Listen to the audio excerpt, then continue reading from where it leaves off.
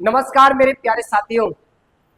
आज आपके लिए वो सब्जेक्ट लेकर के आए सर। ऑल टॉपिक के क्वेश्चन हैं और शिक्षण अभिरुचि की, जिसे आप टीचिंग एप्टीट्यूड के नाम से जानते हो। और इसके भी बेटा आपके लिए 50 प्रश्न आने वाले हैं। बिल्कुल भैया, इसके भी आपके 50 प्रश्न आने वाले हैं। पूरे के पूरे सर 150 नंबर की आपकी ये आने वाली है। तो क्यों ना फिर एक क्लास फिर हो जाए इसकी, क्यों ना फिर आपकी ये क्लास हो जाए। तो आपके सामने पहला ही प्रश्न क्या है सर? आप लोग बस अपना जवाब कमेंट में बताते जाइएगा, अपना अपना जवाब कमेंट में डालते जाइएगा। पहले प्रश्न की बात की जाए सर, पहले ही प्रश्न की मैं आपसे बात करें, कौन सा है पहला वाला प्रश्न? देखिएगा, शिक्षा को परिभाषित किया जा सकता है। सर शिक्षा को परिभाषित किया जा सकता है, शिक्षा को अपन लोग कैसे परिभाषित कर सकते हैं? जीवन की तैयारी के रूप में, क्या जीवन की तैयारी के रूप में इसको परिभाषित किया जा सकता है? विद्यालय शिक्षा के पर्यायवाची शब्द के रूप में, विद्यालय शिक्षा के पर्यायवाची शब्द के रूप में, ज्ञान अर्जन के रूप में, ज्ञान के अर्जन के रूप में, अनुभवों के द्वारा होने वाली ज्ञान वृद्धि के रूप में। बेटा शिक्षित का मतलब होता है सर व्यवहार में परिवर्तन आना। व्यवहार में परिवर्तन आना मतलब शिक्षित कहलाता है। तो आप शिक्षा को परिभाषित करेंगे अनुभवों के द्वारा होने वाला ज्ञान की वृद्धि के रूप में। जो अपना ज्ञान है उसके द्वारा जो वृद्धि होगी वो क्या होगा? शिक्षा को आप परिभाषित कर सकते हो। आपका दूसरा प्रश्न है, एक विद्यालय पाठ्यक्रम को सर्वोत्तम तरीके से परिभाषित, विद्यालय में जो पाठ्यक्रम होता है उसको सबसे ज्यादा किस रूप में परिभाषित कर सकते हो? छात्रों की समस्त क्रियाओं को सक्रिय बनाने वाली सामग्री, यानी छात्रों की जो समस्त क्रिया होती है उसको विद्यालय द्वारा जो सक्रिय बनाने वाली जो सामग्री है, क्या आप उसके द्वारा बना सकते हो? शिक्षण के लिए प्रयुक्त समस्त सामग्री एवं विधियां, शिक्षण के लिए प्रयुक्त समस्त सामग्री एवं विधियां हैं विद्यालय द्वारा गठित छात्र अनुभव के द्वारा, विद्यालय द्वारा छात्र का विभिन्न क्षेत्रों में ज्ञानार्जन। बेटा प्रश्न क्या पूछा है? एक विद्यालय पाठ्यक्रम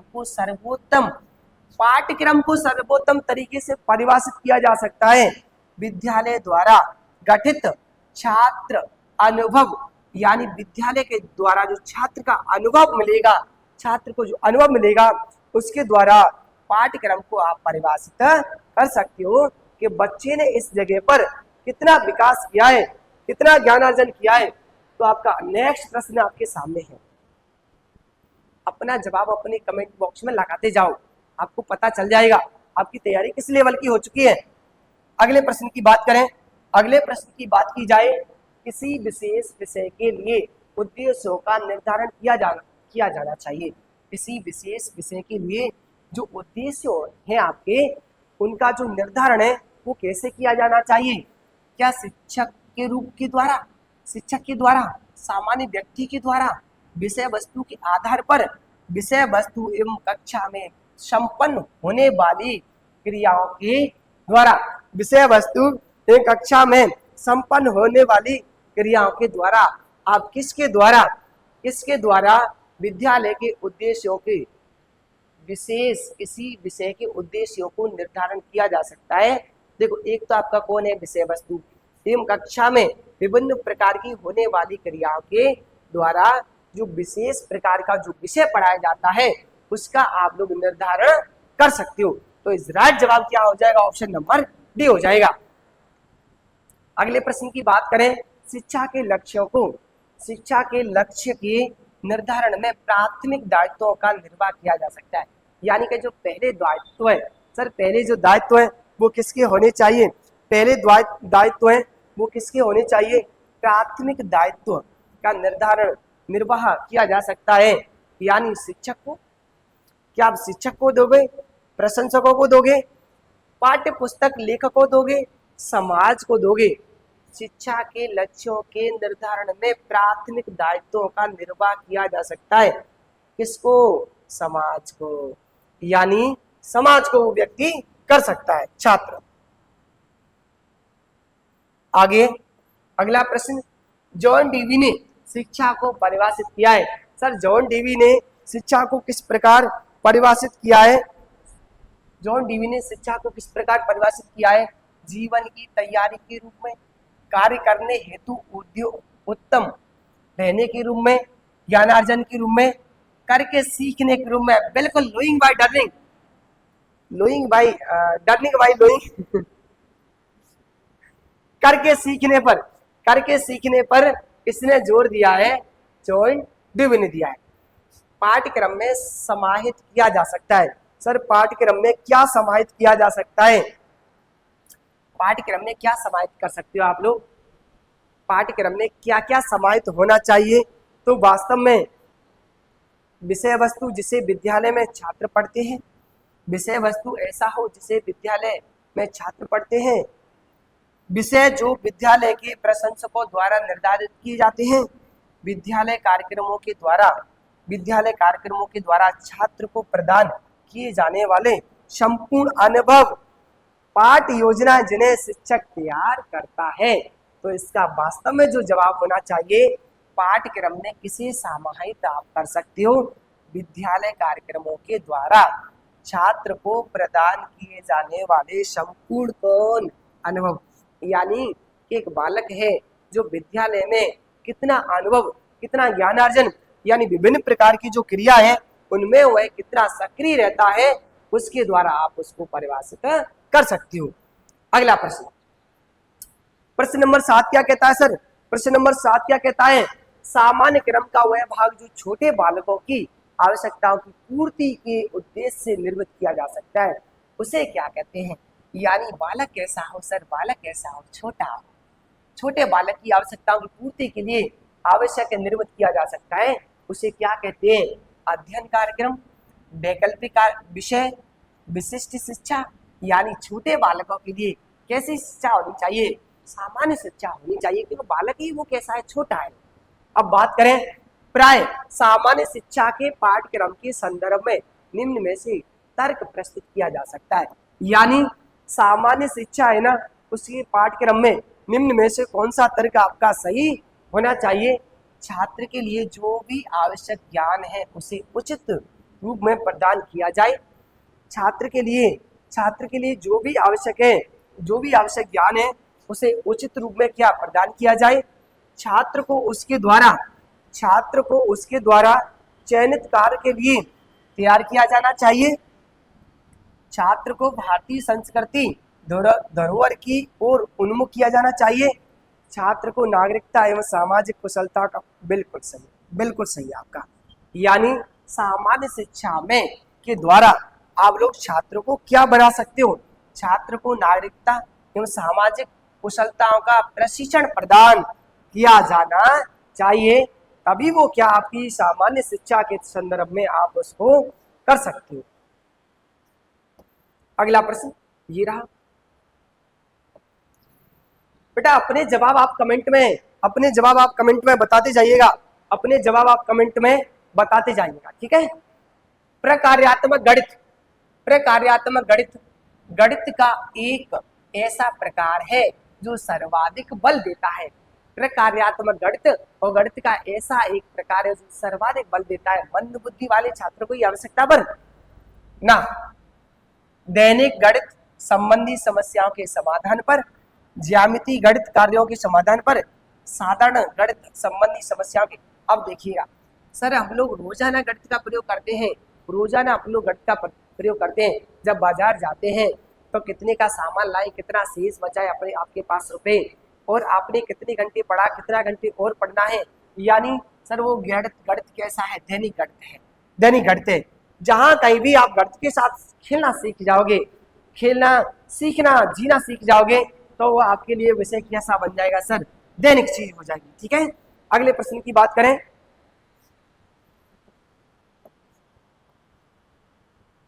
ये रहा अगला प्रश्न। निम्नलिखित में से कौन सी विधि ऐसी है जो गणित को प्रभावी रूप से प्रकार्यात्मक रूप में परिणत करती है, यानी परिभाषित कर सकती है? निम्न में से ऐसी कौन सी विधि है जो गणित को प्रभावी रूप से प्रकार्यात्मक रूप से परिभाषित कर सकती है? जटिल गणितीय संप्रतियों को आगामी उच्च कक्षाओं के लिए छोड़ दिया जाना चाहिए। गणित के अनेक स्तर के पाठ्यक्रमों को परस्पर संबंधित कर दिया जाना चाहिए। गणित को दैनिक जीवन संबंधी समस्याओं के समाधान से जोड़ दिया जाना चाहिए। गणित के पाठ्यक्रम को न्यूनतम स्थिति तक निर्धारित किया जाना चाहिए। जो भी बस क्लास को देख रहा है ना, प्रत्येक प्रश्न का जवाब आप अपने कमेंट बॉक्स में, प्रत्येक प्रश्न का जवाब आप अपने कमेंट बॉक्स में लगाते जाओ। अभी इस प्रश्न से पहले मैंने आपको क्या कहा साहब, खेल खेल में हमें सीखना है और गणित के साथ हमें जीना है, क्योंकि संपूर्ण जीवन ही आपका कौन है सर, गणित है। तो आपको क्या गणित को दैनिक जीवन संबंधी समस्याओं के साथ जोड़ दिया जाना चाहिए। तो वह सब्जेक्ट आपकी क्या हो जाएगी, नॉर्मल हो जाएगी। वह सब्जेक्ट आपकी क्या हो जाएगी सर, नॉर्मल हो जाएगी। वह चीज आपकी क्या हो जाएगी बेटा, नॉर्मल हो जाएगी। अगले प्रश्न की बात करें, वर्तमान समय में सोशल स्टडी शब्द का तात्पर्य क्या है। वर्तमान समय में जो सोशल स्टडी शब्द है उसका तात्पर्य क्या है। तो आपका ये क्या है, सोशल साइंस से सोशल साइंस का पर्यायवाची शब्द है क्या है, एक ऐसा विषय जिसका संबंध मानव एवं उसके पारस्परिक संबंधों से होता है। सोशल एजुकेशन एवं सोशल लिविंग से मिलता जुलता शब्द है, बिल्कुल सही है। यानी समाज से मिलता जुलता शब्द है कौन, सोशल स्टडी, यानी समाज से मिलता जुलता हुआ शब्द है सोशल स्टडी। प्रश्न नंबर 12 की बात करें, विषय वस्तु के संबंध में अधिकांश शिक्षाविद एक मत है। विषय वस्तु के संबंध में अधिकांश जो शिक्षाविद हैं वो एक मत हैं, क्योंकि विषय वस्तु मात्र अध्ययन पाठ्यक्रम तक ही सीमित हो। क्या ऐसी विषय हो वो केवल पाठ्यक्रम तक ही सीमित हो, क्या उसका जीवन में फिर दोबारा से प्रयोग नहीं कर सकते। तो ये तो क्या होना चाहिए यार, ऐसी सब्जेक्ट हो जिसका हम लोग क्या अध्ययन या उसका प्रयोग जीवन में कर सकते हैं। छात्रों की केवल विषय वस्तु का शिक्षण पर्याप्त ही है। अच्छा, आप लोग जो भी कुछ पढ़ते हैं क्या केवल वो शिक्षण के लायक ही है, क्या उसका प्रयोग दैनिक जीवन में नहीं करते यार, ये भी रॉन्ग है ना, ये भी रॉन्ग है, पर्याप्त नहीं है। हाँ, पाठ्यक्रम के सभी पक्ष विषय वस्तु के अंतर्गत आते हैं। कुछ पाठ्यक्रम के सभी पक्ष क्या विषय वस्तु के, ना ये भी रॉन्ग है। सभी आ जाए, सभी पक्ष कैसे आ जाएंगे, तो आपका ये भी रॉन्ग। अच्छा, ये कैसे सही है सर, यदि विषय वस्तु को तार्किक आधार पर चुना जाए, यानी तर्क के आधार पर चुना जाए, रुचि के आधार पर चुना जाए विषय वस्तु को। अध्ययन पाठ्यक्रम एक संकीर्ण विचार है। अध्ययन पाठ्यक्रम तो एक छोटा सा विचार है। यदि विषय वस्तु को तार्किक यानी समझ के आधार, तर्क के आधार पर चुना जाए और पाठ्यक्रम तो एक ऐसा है, छोटा सा हिस्सा है, विचार है।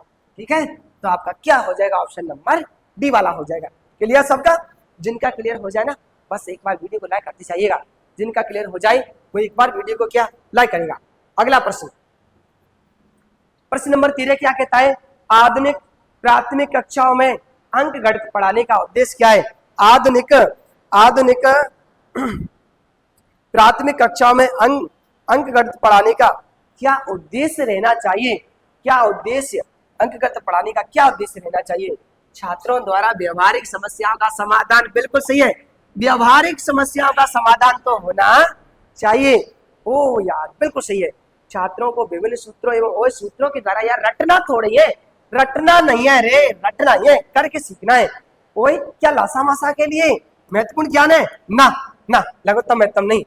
छात्रों को सामान्य गणित नियम वो पढ़ाने की जानकारी ना भैया, इसका व्यवहार में व्यवहारिक समस्याओं का समाधान के लिए अंक गणित पढ़ाने का क्या होता है, उद्देश्य होता है।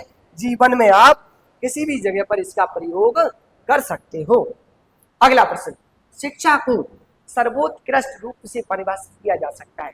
शिक्षा को सर्वाधिक रूप से क्या कैसे आप परिभाषित कर सकते हो, बौद्धिक अभिवृद्धि के आधार पर, अन्य व्यक्तियों के अनुमानों की जांच के आधार पर, एक सभ्य व्यक्ति के अनुभवों के आधार पर, एक ऐसी प्रक्रिया के रूप में जो दूसरे व्यक्तियों से क्या परिवर्तन लाती है, एक ऐसी प्रक्रिया जो दूसरे व्यक्तियों से क्या परिवर्तन, अरे यार अलग कर देती है। क्योंकि शिक्षित जो व्यक्ति होता है उसके सोचने का, कार्य करने का ढंग क्या होता है, जो दूसरों से क्या करता है, परिवर्तन लाए, अलग जो भीड़ से हट करके जो कुछ काम करेगा जो भीड़ से हट करके कुछ काम करेगा वो व्यक्ति कैसा होगा सर? शिक्षित होगा। क्या होगा? शिक्षित होगा। इस राइट जवाब कौन हो जाएगा? ऑप्शन नंबर डी हो जाएगा। अगला प्रश्न ये आपके सामने सर, इसका जवाब क्या है?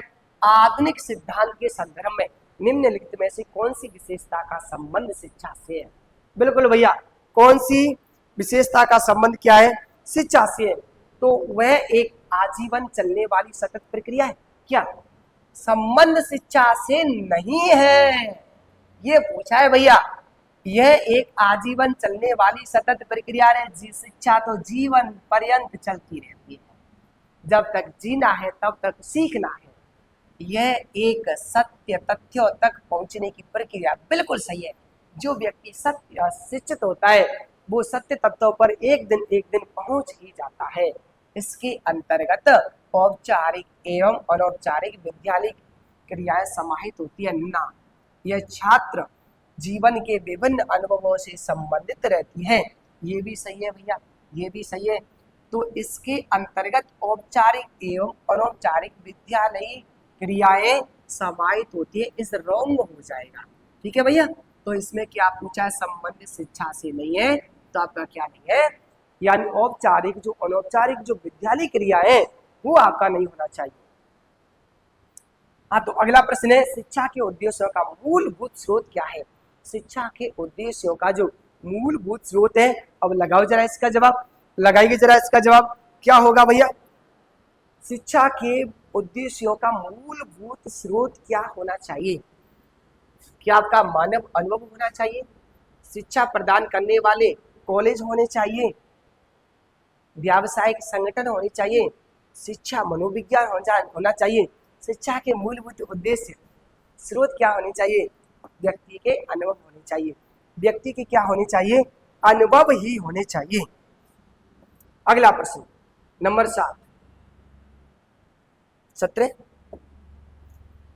प्राय सभी शिक्षा शास्त्री इस तथ्य से सहमत हैं कि शिक्षा होनी चाहिए। शिक्षा कैसी होनी चाहिए? सभी शास्त्री इस शिक्षा आपकी होनी चाहिए वो कैसी होनी चाहिए? केवल बौद्धिक विकास के लिए होनी चाहिए, व्यवहारिक पक्ष को उन्नत बनाने के लिए होनी चाहिए, व्यक्ति का उसके वातावरण में समायोजन करने के लिए होनी चाहिए, सैद्धांतिक पक्ष को उन्नत करने के लिए होनी चाहिए। तो आपके हिसाब से सर आपके हिसाब से क्या होना चाहिए? यानी प्राय सभी शिक्षा शास्त्री इस तथ्य से सहमत है कि शिक्षा क्या होनी चाहिए? बेटा शिक्षा क्या होनी चाहिए? केवल बौद्धिक पक्ष पर होनी चाहिए। यानी ऐसी शिक्षा मिलनी चाहिए जिसमें व्यक्ति के ज्ञान में क्या हो? वृद्धि हो, लगातार बौद्धिक स्तर में क्या हो? लगातार वृद्धि हो। तो वही क्या होनी चाहिए सर? शिक्षा होनी चाहिए। अब ऐसी शिक्षा किसी छात्र को नहीं देनी चाहिए जिससे उसका बौद्धिक स्तर लगातार गिरता हुआ जाए, कम होता हुआ जाए। ठीक है, तो आपका क्या होना चाहिए? यह होना चाहिए। अगला प्रश्न है प्राथमिक स्तर के पाठ्यक्रमों का झुकाव होना चाहिए। प्राथमिक स्तर पे जो पाठ्यक्रम होते हैं उनका झुकाव सर होना चाहिए। प्राथमिक स्तर पर जो पाठ्यक्रम होते हैं उनका झुकाव होना चाहिए। क्या विषय वस्तु की ओर होना चाहिए? क्या विषय वस्तु की ओर होना चाहिए? संपूर्ण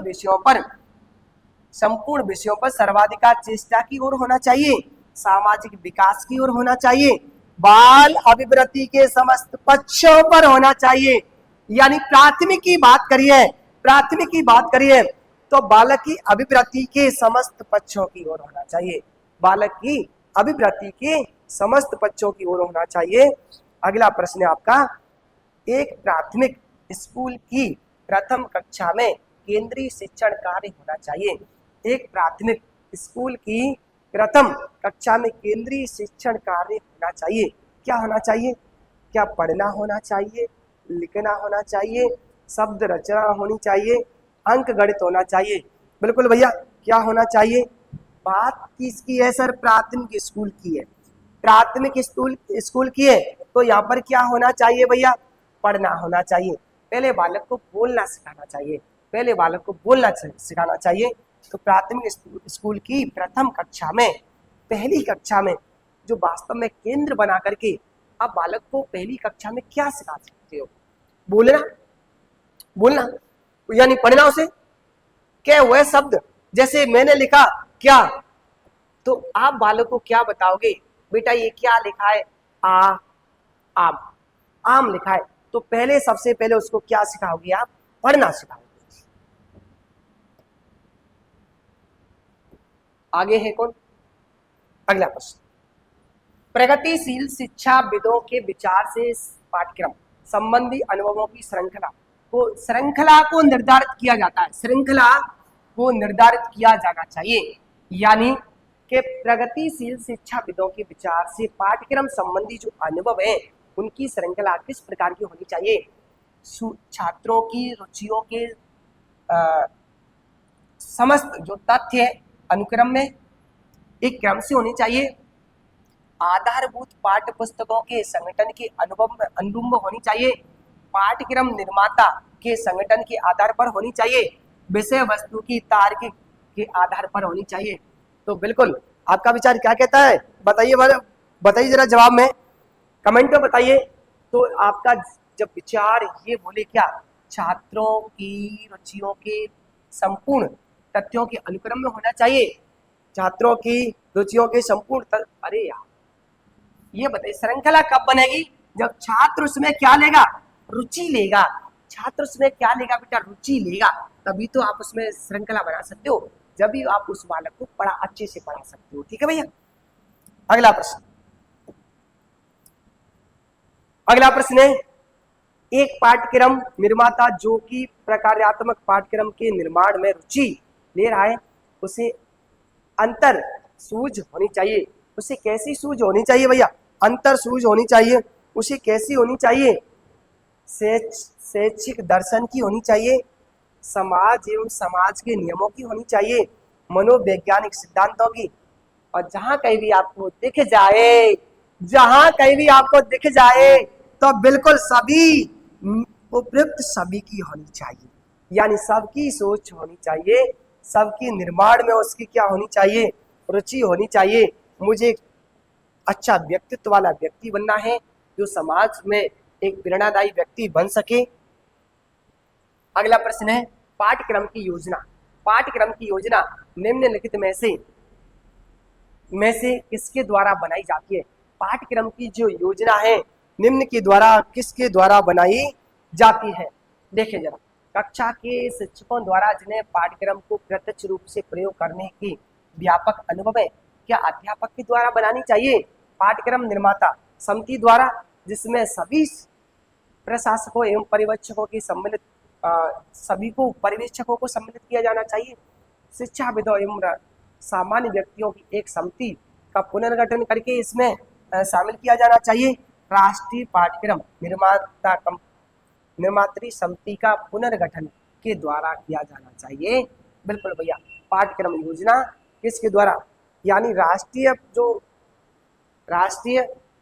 पाठ्यक्रम समिति है उसके द्वारा पाठ्यक्रम में परिवर्तन किया जाना चाहिए। ये कोई अन्य व्यक्ति के द्वारा नहीं किया जाना चाहिए। अगला प्रश्न ये, सर इसका जवाब क्या होगा? प्राय शिक्षा शास्त्री इस तथ्य से सहमत प्रतीत होते हैं कि पाठ्यक्रम का निर्माण एवं पुनरीक्षण किया जाना चाहिए। पुनरीक्षण किया जाना चाहिए शिक्षकों एवं प्रशासकों के द्वारा, शिक्षकों एवं छात्रों के द्वारा, शैक्षिक व्यवसाय से संबंधित सभी व्यक्तियों द्वारा, उपयुक्त सभी के पारस्परिक सहयोग के द्वारा। तो आपका सर इसका जवाब क्या होना चाहिए? बेटा अभी तो मैंने आपसे बताया जहां कहीं भी आपका क्या लग जाए, उपयुक्त सभी लग जाए, बिल्कुल इज राइट है। तो ऑप्शन नंबर क्या हो जाएगा आपका? डी वाला हो जाएगा। ऑप्शन नंबर आपका क्या हो जाएगा सर? डी वाला हो जाएगा। अगला प्रश्न ये रहा सर, अगला प्रश्न ये रहा, ये दिख तो रहा है ना आपको? दिख तो रहा है ना?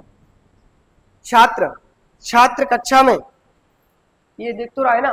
छात्र कक्षा के किसी घंटे में क्या अध्ययन करेगा, यह निर्णय कौन करता है? यह छात्र किसी घंटा के अध्ययन में ये अध्ययन करेगा सर, यह निर्णय कौन करेगा? उसके माता पिता के द्वारा करेगा, प्रधानाचार्य के द्वारा किया जाएगा, स्वयं छात्र के द्वारा किया जाना चाहिए? अरे किसके द्वारा? शिक्षक के द्वारा।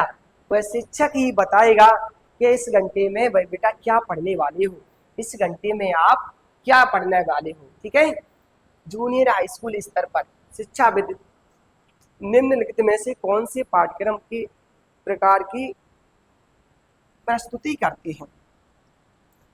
तो ऑप्शन फर्स्ट क्या है? पाठ्य पुस्तक उपागम को, विषय वस्तु उपागम को, एकीकृत पाठ्यक्रम उपागम को, मानवीकृत पाठ्यक्रम उपागम को। तो सर इसका जवाब क्या होना चाहिए भैया? इसका जवाब क्या होना चाहिए? देखें जरा, जूनियर हाई स्कूल स्तर पर शिक्षाविद निम्न में से कौन से पाठ्यक्रम के प्रकार की प्रस्तुति करते हैं? यानी जूनियर हाई स्कूल की बात करिए, प्राथमिक नहीं हाई स्कूल की बात करिए, तो मानवीकृत पाठ्यक्रम के उपागम को, यानी ऐसा पाठ्यक्रम जो किसी व्यक्ति के द्वारा बनाया गया है। अगला प्रश्न ये है आपका 26 नंबर का, किसी अधिगम अनुभव के उद्देश्य, अधिगम भैया क्या होता है? सीखना होता है। अधिगम अनुभव के उद्देश्य क्या होते हैं भैया? चलो बताओ इसका जवाब, लगाइएगा जरा, मैं पानी पी लेता हूं जब तक।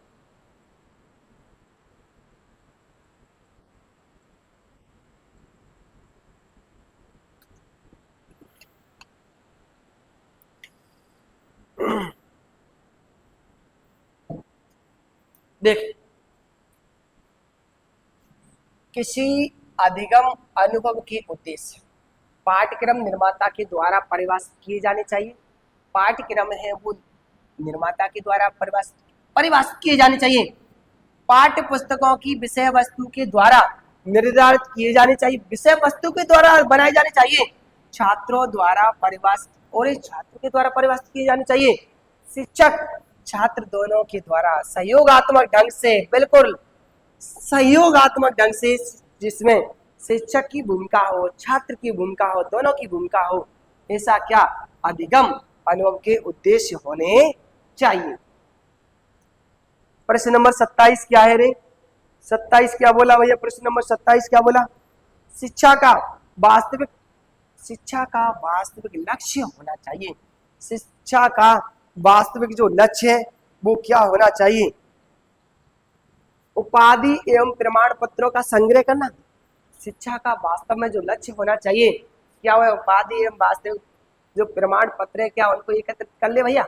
हाँ, कौशलों, आदतों एवं ज्ञान की प्राप्ति के लिए, बिल्कुल ये तो सही है। कौशल आदत में सुधार होगा, ज्ञान की क्या होगी? प्राप्ति होगा। अब यही सही है तो आगे क्या पढ़ना भैया? जीवन जीने का प्रशिक्षण प्राप्त करना, विषय वस्तु पर सर्वाधिकार का प्रयास करना, तो आपका यही सही हो जाएगा। यानी उस व्यक्ति के अंदर विभिन्न प्रकार के कौशल और आदत तथा ज्ञान की क्या हो जाए? वृद्धि हो जाए। अगला प्रश्न ये रहा, आधुनिक शिक्षा के लक्ष्य के रूप में निम्नलिखित में से कौन सा पद सर्वाधिक अनुपयुक्त एवं विवादास्पद है? सर्वाधिक अनुपयुक्त एवं विवाद के अनुरूप है, तो आपका क्या हो जाएगा सर? क्या हो जाएगा? बालक को विद्यालय शिक्षण के माध्यम से सामाजिक संबंधों का अभिप्राय बताना। बालक को विद्यालय शिक्षण के माध्यम से समाज के जो अध्ययन संबंध होते हैं ना उनको बताना। सर उनको बताना होता है क्या?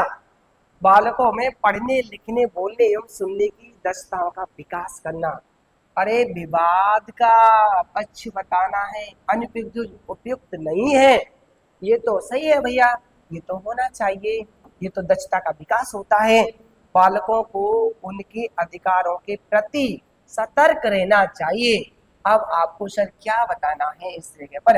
आधुनिक शिक्षा के लक्ष्य के रूप में सर्वाधिक पद विवादास्पद है, यानी उसके जब अधिकार आप बताओगे ना तो ये विवाद जगह जगह पर क्या विवाद खड़ा हो जाएगा, तो फिर आप बालक को क्या डांट नहीं सकते, बालक पर आप नियंत्रण नहीं कर सकते, कंट्रोल में उसको नहीं रख सकते।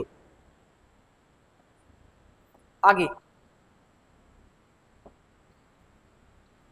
प्रजातांत्रिक प्रणाली में शिक्षक का प्रमुख कर्तव्य यह है कि वह छात्रों का दिशा निर्देशन इसी प्रकार करे कि वे छात्रों का दिशा निर्देशन इसी प्रकार करे कि वे बिना हिचकिचाहट समस्त निर्देशों का पालन करें, कि वे बिना हिचकिचाहट के बिना समस्त जो निर्देशन है क्या उनका पालन करें। कक्षीय विचार विमर्श में आलोचनात्मक ढंग से भाग ले, प्रभुत्व का सम्मान करे तथा आज्ञा का पालन करे, स्वयं में उत्तम विकल्प के चयन की योग्यता उत्पन्न। बिल्कुल भैया, यानी प्रजातांत्रिक प्रणाली में शिक्षक का प्रमुख कर्तव्य यह है कि वह छात्रों का दिशा निर्देशन किस प्रकार करे, किस प्रकार करे, वह इस प्रकार करे, स्वयं में उत्तम विकल्प के चयन, यानी जब मैं हूं तो किसका है ये तुमको इंतजार में हूं ना, किसका है ये तुमको इंतजार में हूं ना, देख लो इधर तो एक बार में हूं ना। बिल्कुल भैया, स्वयं ही कौन सर्वोत्तम होना चाहिए।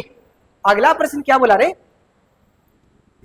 शिक्षकों के लिए निम्न में से क्या सबसे अधिक महत्वपूर्ण है। शिक्षकों के लिए निम्नलिखित में से क्या सबसे अधिक महत्वपूर्ण है। क्या कार्य आपका, ऐसा कौन सा कार्य है जो सबसे अधिक महत्वपूर्ण है भैया, ऐसा कौन सा कार्य है जो सबसे अधिक महत्वपूर्ण है। अच्छा अनुशासन रखना। क्या आप कक्षा में अच्छा अनुशासन रखोगे। छात्रों की कठिनाइयों को दूर करना, ओ बिल्कुल सही है, छात्रों की कठिनाइयों को दूर करना। अच्छा वक्ता होना ये जरूरी नहीं है, स्वयं का पाबंद और समय का पाबंद होना ना, ये नहीं भैया। शिक्षक का मतलब क्या है, सबसे महत्वपूर्ण जो अधिक गुण होना चाहिए वो क्या, छात्रों की कठिनाइयों को, समस्याओं को दूर करना होना चाहिए, समस्याओं को दूर करना होना चाहिए। 31, निम्नलिखित में से कौन सा पद विद्यालय के कार्य की ओर संकेत नहीं करता है। विद्यालय के कार्य की ओर संकेत नहीं करता है भैया, विद्यालय के कार्य की ओर जो संकेत नहीं करता है वो ऐसा कौन सा कार्य आपका। देखिएगा, विद्यालय को समाज की तात्कालिक आवश्यकता के रूप में करना चाहिए, अनुरूप, यानी विद्यालय की आवश्यकता के अनुरूप कार्य करना चाहिए, संकेत नहीं करता है, ये तो होना चाहिए। विद्यालय को वे सभी कार्य करने चाहिए जिन्हें अन्य शैक्षिक अभिकरण निम्न कोटि से संपन्न करते हैं। बिल्कुल ये भैया, ये भी होना चाहिए। विद्यालय को सरकारी नीति एवं मनोदशा के अनुरूप कार्य करना चाहिए, ये भी होना चाहिए आपका। विद्यालय के छात्रों के उत्तम शिक्षण का प्रबंध करना चाहिए, विद्यालय के छात्रों के उत्तम शिक्षण का क्या प्रबंध करना चाहिए, विद्यालय के छात्रों के उत्तम शिक्षण का प्रबंध, भैया सबसे अच्छी शिक्षा मिलनी चाहिए, इस प्रकार का ही प्रबंध करना चाहिए। अब देखिएगा जरा इनमें से अभी मैं आप लोग किसको, विद्यालय को सरकारी नीति एवं मनोदशा के अनुरूप कार्य करना चाहिए। जब विद्यालय संकेत नहीं करता है सर, यदि आप विद्यालय के सरकारी आदेश या नीति के अनुरूप कार्य करोगे तो आप बालक को पढ़ा ही नहीं सकते, यानी उसको आप कंट्रोल ही नहीं कर सकते। तो सर इसका क्या जवाब हो जाएगा, ऑप्शन नंबर सी वाला हो जाएगा। ठीक है, आगे चले। नंबर 32, नर्सरी स्कूल का प्रमुख उद्देश्य क्या है। सर नर्सरी स्कूल का जो प्रमुख उद्देश्य है वो क्या होना चाहिए, शिशुओं की विकासात्मक आवश्यकताओं का समाधान, विकास की आवश्यकताओं का समाधान करना चाहिए, शिशुओं की देखभाल करना, जबकि उनके माता पिता कार्य हेतु घर से बाहर चले जाते हैं। बिल्कुल भैया, बात किसकी है, नर्सरी विद्यालय की है, यानी शिशुओं का क्या देखभाल करना, जबकि उनके माता पिता घर से बाहर चले जाते हैं। बिल्कुल आपका जवाब सही है। 33 नंबर की बात करें, बहुत प्रयास, 33 नंबर की बात करें,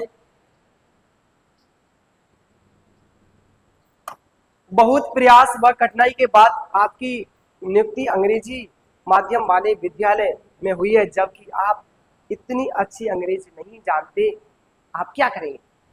मान लो आपकी जॉब लग जाए और इंग्लिश मीडियम में आपकी पोस्टिंग हो जाए, बहुत कठिनाई के बाद, आप बहुत प्रयास के बाद आपकी जॉब लगी है, और वहाँ पर आपको क्या पढ़ाना है, इंग्लिश पढ़ानी है, वो आपसे इतनी अच्छी इंग्लिश नहीं आती, तो आप क्या करोगे, परिश्रम करके अंग्रेजी सीखूंगा। बिल्कुल सही है यार, परिश्रम करूंगा और अंग्रेजी सीखूंगा। ठीक है भैया, यही आपका सही है, परिश्रम करके पढ़ाएंगे यार। 34, खोज पद्धति एवं अनुभविक प्रयासों को बल दिया जाता है। खोज पद्धति में अनुभव के आधार पर जो बल दिया जाता है वो कहां पर? खोज पद्धति एवं अनुभविक प्रयासों को बल दिया जाता है। कौन से स्तर पर दिया जाता है? प्राथमिक विद्यालय में, हाई स्कूल में, विश्वविद्यालय में, महाविद्यालय में। तो आपका सही जवाब क्या हो जाएगा? हाई स्कूल में। खोज पद्धति बिल्कुल भैया। अनुभव के आधार पर प्रयासों में बल कहां पर दिया जाता है? हाई स्कूल में, जब बालक थोड़ा सा समझने लायक हो जाता है। निम्न में से कौन सा कार्य प्रौढ़ शिक्षा का नहीं है? सर प्रौढ़ शिक्षा का नहीं है, यानी ऐसे व्यक्ति जिनकी उम्र थोड़ी सी अधिक 35 वर्ष प्लस हो गई है उन्हें कौन सी शिक्षा दी जाती है? प्रौढ़ शिक्षा दी जाती है। उपचारात्मक शिक्षा का प्रबंध करना, व्यावसायिक शिक्षा का प्रबंध करना, राजनीतिक शिक्षा का प्रबंध करना, निरक्षरता उन्मूलन, यानी शिक्षा का नहीं है। शिक्षा का नहीं है तो आपका क्या हो जाएगा सर? शिक्षा का नहीं है। अब ये बताओ, राजनीतिक शिक्षा का प्रबंध करना ये कौन सी है रे? ये कौन सी है शिक्षा? तो इसका ठीक है, नहीं है।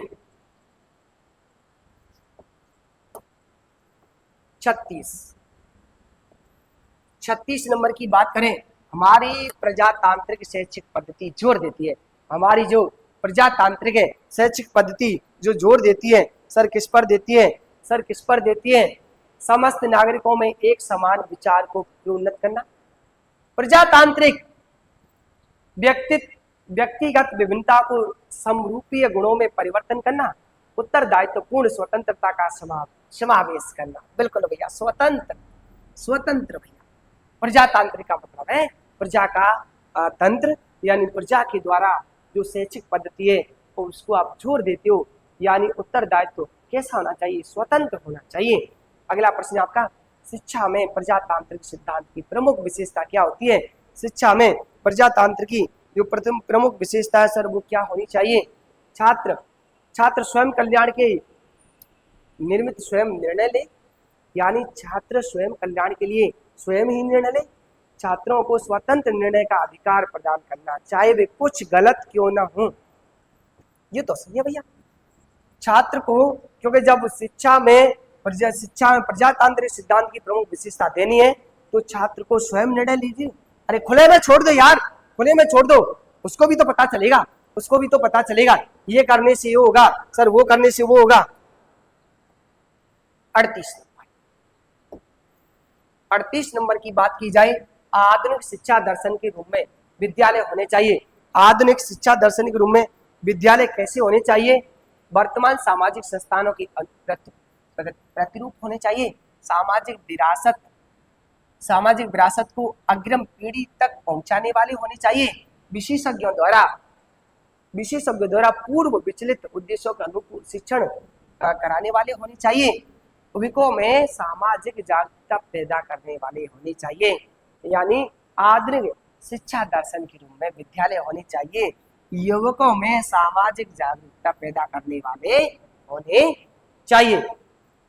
अगला प्रश्न है, कक्षा में अधिक जोर इस बात पर दिया जाना चाहिए कि, कक्षा में अधिक जोर इस बात पर दिया जाना चाहिए कि क्योंकि कक्षा में प्रत्येक छात्र की आवश्यकता की संतुष्टि हो सके। कक्षा में प्रत्येक छात्र की आवश्यकताओं की संतुष्टि इस प्रकार हो सके कि संपूर्ण कक्षा की सामूहिक आवश्यकताओं की पूर्ति हो सके, सामूहिक प्रगति हो सके। और ऑप्शन सी है विषय वस्तु के शिक्षण पर। सर ऑप्शन सी है विषय वस्तु के शिक्षण पर। तो आपका वास्तव में देखो, संपूर्ण कक्षा की सामूहिक आवश्यकताओं की पूर्ति हो सके, यानी जो संपूर्ण कक्षा है उसकी जो आवश्यकताएं शिक्षण के प्रति उन सबकी क्या हो सके? पूर्ति हो सके। तो आपका राइट जवाब क्या हो जाएगा? ऑप्शन नंबर बी हो जाएगा। अगला प्रश्न नंबर 40, ये थोड़ा और हो यार, ये क्या है? उल्टा है, ये कैसे बना दिया यार, ये क्या कर दिया है? चलो, प्रथम श्रेणी स्नातकोत्तर उपाधि प्राप्त 28 वर्षीय बुद्धिमान युवकों को प्रशासनिक सेवाओं तथा बैंक अधिकारी संबंधी प्रतियोगिता में असफल होने के पश्चात बीएड में प्रवेश मिल जाता है। बीएड में प्रवेश मिल जाता है तो आप क्या कर सकते हो? बीएड में प्रवेश मिल जाता है तो बीएड में प्रवेश ना लेकर अन्य नौकरियों के लिए पुनः पुनः प्रयास करेंगे। बीएड की पढ़ाई के साथ साथ अन्य नौकरियों के लिए प्रयत्नशील रहेंगे। अध्यापक बनने के बाद अन्य नौकरियों के लिए प्रयत्नशील रहना चाहिए। अध्यापक बनकर अपनी प्रतिभा का उपयोग, बिल्कुल भैया, अरे आपके अंदर कितनी क्वालिटी है, कितनी क्वालिटी है उसको आप अध्यापन कार्य में बताइए ना। आपके अंदर कितनी प्रतिभा है आप उसको अध्यापन कार्य में बताइए सर। अध्यापन कार्य में रुचि लेकर आपको श्रेष्ठ हासिल करने में करना चाहिए। तो कौन सा हो जाएगा? ऑप्शन नंबर डी वाला हो जाएगा।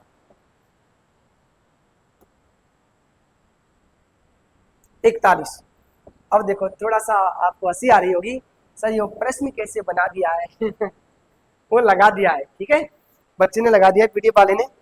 देखो, यदि कोई अभिभावक प्रधानाचार्य के पास किसी अध्यापक की शिकायत लेकर आए तो उसे क्या करना चाहिए? यदि कोई अभिभावक प्रधानाचार्य के पास अध्यापक की शिकायत लेकर के आए तो फिर उसे क्या करना चाहिए? उसे शिकायत पर ध्यान नहीं देना चाहिए, क्या उसको टाल दें? उसे पहले अध्यापक के साथ अलग से बातचीत करके जाना चाहिए। अरे हुआ क्या है, मैटर क्या है कि शिकायत कहाँ तक सच है। बिल्कुल सही है, शिकायत झूठी भी तो हो सकती है। क्या उसे अध्यापक को भला बुरा कहकर डांटना चाहिए? उसे शिकायत को संबंध समिति के सामने रखना चाहिए? ना भैया, पहले आप उस रीजन का पता लगाओगे ये शिकायत कहाँ तक सच है। प्रश्न नंबर 42। प्रश्न नंबर 42, कोर पाठ्यक्रम के अंतर्गत, सर कोर पाठ्यक्रम के अंतर्गत क्या क्या चीज आती है भैया? कोर पाठ्यक्रम के अंतर्गत क्या क्या चीज आती है? एक कोर्स के द्वारा अनेक संबंधित कोर्सों को प्रतिस्थापित किया जाता है। एक कोर्स के द्वारा अनेक संबंधी कोर्सों को प्रतिस्थापित किया जाता है। समस्त वर्ग के छात्रों को एक समान, बिल्कुल सबको एक समान, यानी कोर पाठ्यक्रम। तो आपका क्या हो जाएगा अभी? अरे यार इसी से मिलता जुलता प्रश्न क्या है? 43। प्रश्न नंबर 43 ये क्या है सर? प्रश्न नंबर 43 क्या है?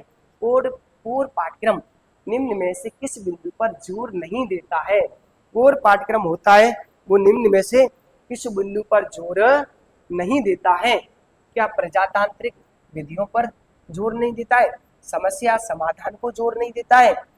विषय वस्तु के उचित संगठन को जोर नहीं देता है? सहकारी योजना को जोर, अरे कोर पाठ्यक्रम भैया विषय वस्तु पर जोर नहीं देता है, ठीक है। तो आपका क्या हो जाएगा? प्रश्न नंबर 44, शिक्षण व्यवसाय को आप निम्नलिखित कार्य विभाजन में कहां तक वर्गीकृत करेंगे? शिक्षण जो व्यवसाय है आप उसको कहां तक कार्य विभाजित में कहां तक वर्गीकृत कर सकते हो? क्लर्क व्यवसाय, प्रबंध व्यवसाय, उच्च व्यवसाय, बौद्धिक या नौकरी के आधार पर उच्च व्यवसाय याद। अब देखिए बात सर कौन सी? शिक्षण व्यवसाय है तो इसमें क्या उच्च व्यवसाय यानी कैसा व्यवसाय? बौद्धिक के द्वारा, बुद्धि के द्वारा। 45 की बात की जाए, निम्न में से कौन सा क्रांतिक कारक है जो शिक्षण को उच्च व्यवसाय के रूप में स्वीकृत प्रदान करता है? शिक्षण को उच्च व्यवसाय के रूप में स्वीकृत प्रदान करता है। संशोधित वेतनमान होना चाहिए, दीर्घगामी शिक्षण काल होना चाहिए, स्फूर्तिपूर्ण शिक्षक होना चाहिए, अरे विद्यालय का उत्तम अनुशासन होना चाहिए। विद्यालय का बहुत अच्छा क्या होना चाहिए? अनुशासन होना चाहिए, जहाँ पर कठोर यानी वास्तव में जो अनुशासन रहता है वह ऑटोमेटिक सारी व्यवस्थाएं सुधर जाती है। अगला प्रश्न क्या है? सामान्य रूप से ऐसा माना जाता है कि, सामान्य रूप से ऐसा माना जाता है कि क्या माना जाता है भैया? सामान्य रूप से ऐसा माना जाता है कि क्या माना जाता है? प्रत्येक शैक्षिक समूह को अपना स्वतंत्र संगठन बनाना चाहिए। प्रत्येक जो शैक्षिक समूह है उसको अपना स्वतंत्र संगठन बनाना चाहिए। प्रशासक एवं शिक्षक दोनों को पृथक पृथक व्यावसायिक संगठन बनाने चाहिए। प्रत्येक व्यावसायिक संगठन में अनेक स्तरों पर नेतृत्व का समावेश करना चाहिए। उपरोक्त सभी सत्य है क्या? ओरे भैया बिल्कुल, क्या सभी सत्य है? अब जरा ये एक बार इधर देख लो। सामान्य रूप से ऐसा माना जाता है कि, सामान्य रूप से ऐसा माना जाता है कि प्रत्येक व्यावसायिक संगठन में अनेक स्तरों पर नेतृत्व का समावेश होना चाहिए। जो व्यावसायिक जो संगठन है उनका कोई न कोई अलग अलग मुखिया होना चाहिए। वर्तमान काल में शिक्षक के सम्मान का स्तर आंका जाता है। वर्तमान काल में शिक्षक के सम्मान का स्तर कैसे आंका जाता है? एक व्यवसायिक कर्मी के रूप में, केवल व्यवसायिक कर्मियों के रूप में, एक मजदूर के समकक्ष एक मजदूर एवं व्यवसायिक कर्मी के मध्य की स्थिति के रूप में। आप एक शिक्षक के कार्य को कैसे माप सकते हो, यानी किस प्रकार उसको सम्मान दे सकते हो? तो वास्तव में शिक्षक क्या एक मजदूर है, एक मजदूर है। व्यवसायिक कर्मी के अध्ययन की जो मध्य की कंडीशन होती है ना, मध्य की कंडीशन होती है, वही आपका कौन है सर? एक शिक्षक है। अगला प्रश्न है, निम्न में से कौन सा कथन शिक्षक की सर्वोत्तम कक्षीय स्थिति की ओर संकेत करता है? वह कक्षा का चेयरमैन होता है। क्या वह कक्षा का चेयरमैन होता है? वह कक्षा समूह निर्देशक होता है। वह कक्षा का एक ही सदस्य है। वह कक्षा का प्रभुत्ववादी शासक होता है। वह कक्षा का कौन? प्रभुत्ववादी शासक होता है। तो भैया वास्तव में शिक्षक होता है ना, वह कक्षा का एक कौन होता है? सदस्य होता है, एक मेंबर होता है। कक्षा का एक कौन होता है? एक मेंबर होता है, सदस्य होता है। अगला प्रश्न,